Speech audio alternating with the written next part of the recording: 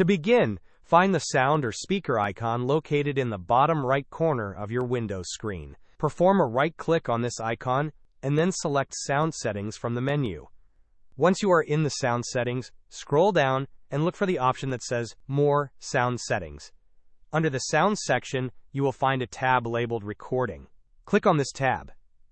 Now, perform a right-click within the recording options and select Show Disabled Devices. This action will display all devices, including those that are currently disabled. With Stereo Mix now visible, select it. Perform another right-click on Stereo Mix and then choose Enable. This process will successfully enable Stereo Mix on your computer. Hope this was helpful. Don't forget to like and subscribe if you enjoyed. As always, thanks for watching and I will see you in the next video.